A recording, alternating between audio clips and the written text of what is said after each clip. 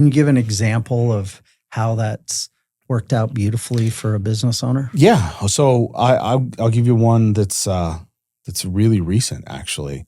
I had a client who formed a captive last year, said, hey, I don't think I'm ever going to use the policies, right? They like the tax benefit. They wanted the tax benefit. The CPA said, hey, you should talk to these guys, help you set it up. Well, in January, they were impacted by some winter storms in the northeast part of the country, and they were shut down for a while. And they found themselves filing claims within 60 days of forming their insurance company.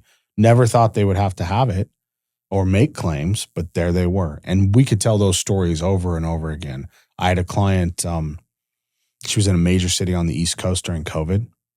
She was a doctor, but she was deemed non-essential.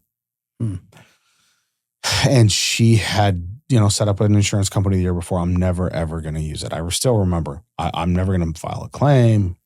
I want to put the money in and then down the road, access those dollars. She called me in a panic. It would have been February of 2020, the end of February. And she said, hey, I tried to file an insurance claim with my traditional carrier for business interruption. And she said they wouldn't even let me file one. And the conversation went like this. The insurance carrier, the claims department said, hey, have you had a fire or a flood or an earthquake? Anything physical that stopped people from or patients from getting to your locations? She said, no, I was shut down because of COVID. Well, they argued that's not physical. That's not a business interruption coverage reference to random exclusion, right, for a named pandemic in her policy, and she couldn't file a claim.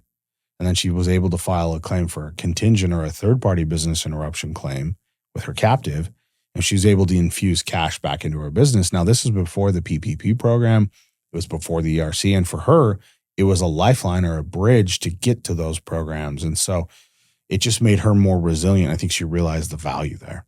Okay.